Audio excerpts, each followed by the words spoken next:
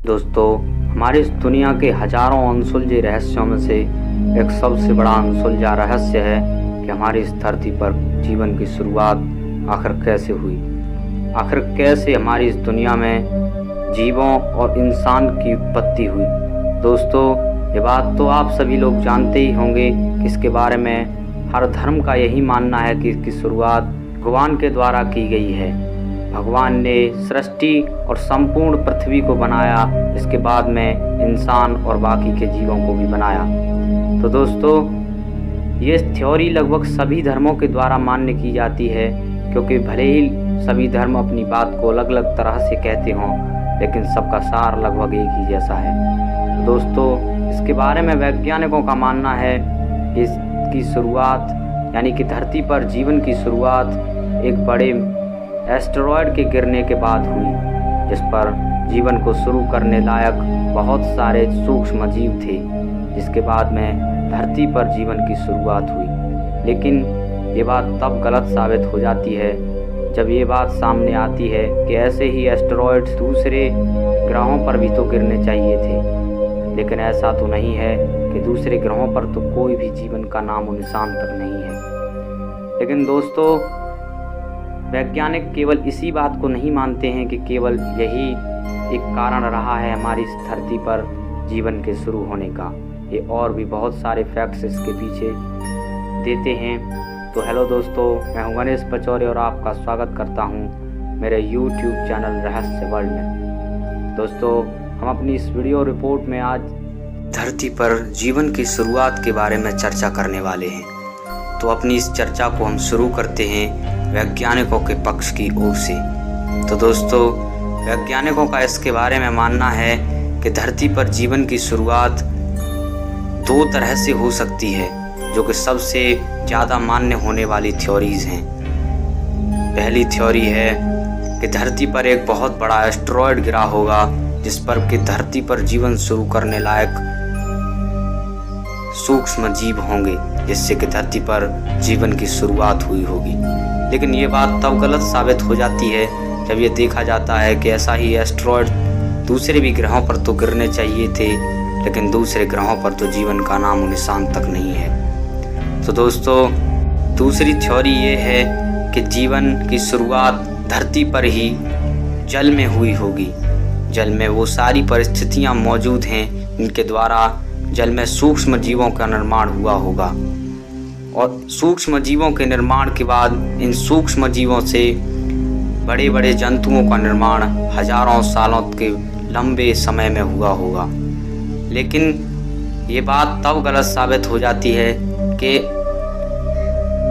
यह जीवन का निर्माण शायद एक इत्तेफाक से कहा जा सकता है, और इत्तेफाक से मात्र इत्तेफाक से ऐसा तो नहीं हो सकता कि जीवन में इतने बहुत सारे चरण होते हैं वो बन जाएं। जैसे कि जीवन में स्त्री पुरुष का होना और स्त्री पुरुष के मेल से दूसरी पीढ़ी का आना, ये एक बना बनाया स्ट्रक्चर जैसा लगता है जिस पर कि दूसरे किसी का कंट्रोल है।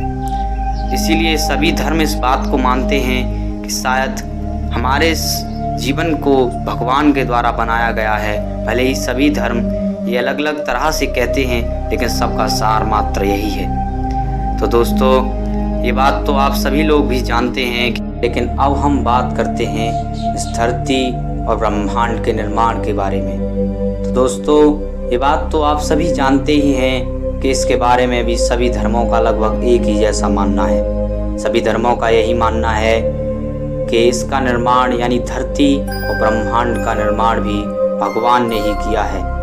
खासकर हिंदू धर्म का इसके बारे में मानना है कि इसका निर्माण ब्रह्मा जी के द्वारा किया गया है, यानी कि ब्रह्मांड का निर्माण ब्रह्मा जी के द्वारा किया गया है, और सृष्टि यानी कि पृथ्वी का निर्माण भी ब्रह्मा जी के द्वारा ही किया गया है। तो दोस्तों, साथ में ब्रह्मा जी के द्वारा ही संपूर्ण जीवन यानी कि पूरे इंसानों और जीवों का निर्माण भी किया गया है। तो दोस्तों, इसके बारे में साइंटिस्ट का मानना है कि ब्रह्मांड का निर्माण एक बहुत बड़े विस्फोट के साथ हुआ, जिसके बाद इस दुनिया का निर्माण हुआ। इससे पहले ब्रह्मांड की जगह पर एक छोटा सा कंचे मात्र की संरचना में हुआ करता था। तो आखिर उस कंचे मात्र से इतना बड़ा विस्फोट होकर यह पूरा ब्रह्मांड बन गया। और ऐसा क्या हुआ होगा उस कंचे मात्र की संरचना में, कितना बड़ा विस्फोट हुआ, ये तो कोई नहीं जानता। और साथ ही एक और बहुत बड़ा रहस्य है कि आज के ब्रह्मांड की जगह पर उस वक्त क्या हुआ करता था। तो दोस्तों, अब हम इस बात पर चर्चा करते हैं कि इंसानों का निर्माण कैसे हुआ, यानी कि इंसानों की उत्पत्ति कैसे हुई। इसके धार्मिक लोगों के द्वारा जो अपनी राय दी जाती है उस पर हम चर्चा करते हैं। तो दोस्तों, अक्सर सभी धर्म इसके बारे में अलग अलग बात कहते हैं, लेकिन सभी का सार अगर देखा जाए तो वो एक ही है। सार ये है कि भगवान के द्वारा एक नर और एक नारी का निर्माण किया गया। इनकी आज सारी मानव जाति संतान है, यानी कि हम सभी लोग उन्हीं के द्वारा जन्मे गए हैं, यानी कि हम उन्हीं के बच्चे हैं। तो दोस्तों, इस तरह से मानवों का निर्माण हुआ, यानी कि मानव जाति की शुरुआत हुई। ये धार्मिक लोगों के द्वारा बताया गया अपना राय है। लेकिन आखिर उस वक्त में क्या हुआ होगा, इन सारी बातों का जवाब तो आज किसी के पास भी नहीं है। लेकिन हम ये आशा कर सकते हैं कि अब कुछ दशकों के अंदर वैज्ञानिक इन सभी प्रश्नों के जवाबों को ज़रूर ढूंढ लेंगे।